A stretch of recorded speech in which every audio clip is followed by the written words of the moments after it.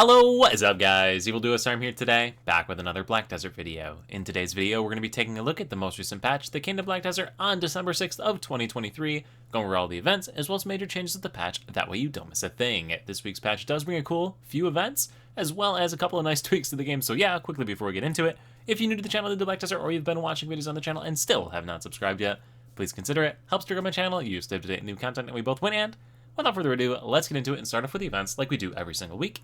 And the first event is going to require you to head on over here to the Finto Farm location. So, Finto Farm is located here in Velia, right over here. If you interact with the node manager here, Martina Finto, go ahead and interact with her.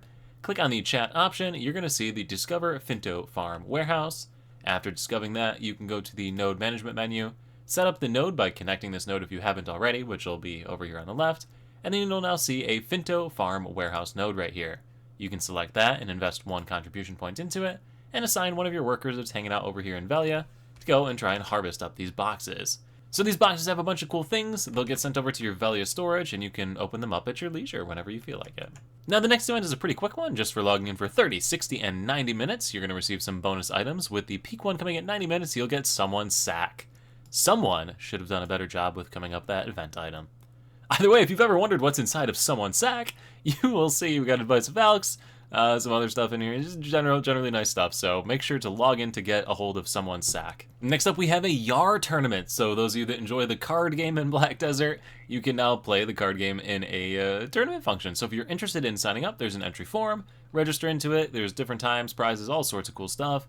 A winner is going to receive a bunch of awesome stuff, and yeah, pretty cool little event. I always enjoyed the card game, so if you want to play it in tournament form, there it is. Next up, we have some Arena of Solare custom matches that you can build. So you can set up guild matches here in the Arena of Solare in a custom match format, which is pretty cool. A little feature there if you're trying to play with some people. The next event we have is an AFK fishing event, which is like perfect timing because the video that I put out yesterday was on how to AFK fish, so check that out if you don't know how.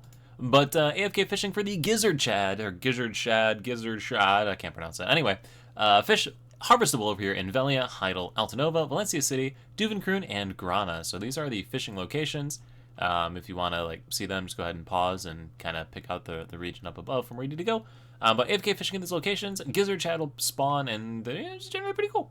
They go for a lot of money. Typically during these events, you can pull pretty solid money during AFK fishing. I'm going to set up for some AFK fishing here over the next couple of days. And on the stream this weekend, we'll go over it and see how much money I'm making and see if it's worth it. It's running through December 20th, so you got 2 weeks to partake in this event. The final event that's going on right now is a Catch the Afaro the Treasure Hoarder. If you can, event here for this one. While you're out grinding, Afaro will spawn. Kill Afaro, you receive bonus items. Pretty straightforward with that one. Now that is it for the events page, so now let's move on into the patch notes themselves, and the patch notes bring a bunch of stuff with them.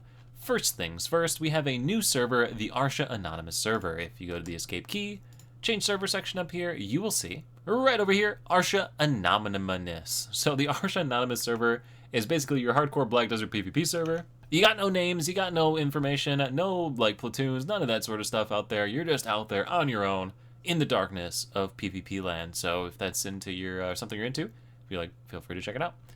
We already covered all the events, so we can thumb on down through all this part and get into the class changes. We got quite a few buffs coming through here. So first things first, Sorceress getting a bunch of buffs on the Awakening side to make it a little bit more better performing in PvE type content. Musa on the Succession and Awakening getting even more buffs, which I'm not going to complain about. I'm generally pretty happy with that one. Mayo got a singular little skill tweak right there. Striker got some buffs along the board here, scalings as well as flowability skills. Hashashin, same thing, better flowability, better damaging and scaling on skills. And even the Megu got some buffs here as well, some changes to the scaling and improvements overall to those scalings, so pretty neat. Moving on into some more of the content, the Black Shrine bosses, a bunch of them got some improvements to them, making it a little bit easier to fight against. The Arena of Solare, like we already mentioned earlier, has a custom match mode that's been added into the game. The mini games for Gathering were made even easier to complete these things. Oh my goodness, they just want us to go life skilling these days, man. But yeah, all in all, the Hoe Gathering, Lumbering, Mining, I'm leaving that in, that's pretty bad. Mining, Skinning, Butchering, and Fluid Collecting. All of these minigames have improvements, essentially making them easier to get, either by making it more time to hit the time that you need, or making it easier or less likely to fail the actual minigame action that you have to do yourself. So pretty cool along the board there for life skillers. Next up, we have a ton of ocean content stuff. So if you're into sailing or been thinking about getting into it, now is probably going to be the time. Starting off at the top, the ocean monsters that you have to hunt in the game have their HPs reduced quite substantially. So if you're interested in doing any ocean monster hunting or anything like that, have been reduced pretty well. We then also have a new series of quests involved killing all the various ocean monsters that provide even more materials to upgrade your boats up from the various stages all the way up to the Carrack stage. So generally making it easier to get the boat and all the upgrades and everything that you need. Lots of crow coins available from those types of things as well. So even if you've fully advanced your boat, you can get some bonus crow coins from all those as well. And then just in general, even more like quality of life type things or better trades or whatnot. Sailor EXP has been improved across the board for sailing, and just like fantastic improvements for ocean type content. So if you're into it, something to check out. Next up is a system that has long been forgotten by the majority of the player base at this point, and that is the Old Moon Grand Prix. For those of you that don't know what this is actually an in-game horse racing thing. There's structured horse races in this game. I even forgot about it until this patch note. I used to do these all the time on live streams with viewers. They were tons of fun. Anyway, it is a little horse race system that if you didn't know about it, you can sign up for matchmaking for the horses. You progress a separate horse, separate from your like in-game horses. Whole little tier system rewards. Generally weren't too amazing, but they've improved the rewards with this little patch. They've also made it a little easier to get into parties and all sorts of stuff like that. So if you haven't heard of this and you enjoy like riding your horses and you want to do horse racing, it is something that's available. In-game, if you don't know where that is, it is under the escape menu, life button down here, Old Moon Grand Prix. So you can register, there's different racetracks you can race on, like, it's just, it's content that I entirely forgot was in the game. So nice to see they're trying to make it relevant. Now the next couple of things aren't anything too crazy, but moving on a bit further, the Crypt of Resting Thoughts has had its accessibility improved by lowering the evasion of the monsters, so it's easier to use different classes in the region. Some improvements to flying with your Pegasus has been improved a little bit there, which is nice. And then beyond that, nothing else too crazy with this patch. So, like I said, a bunch of cool little changes, tweaks, quality of life improvements. It's an overall pretty solid patch. Just make sure to take advantage of these events. Also, experience the different classes if they've been buffed if you enjoyed them. But now is your turn to let me know what you think.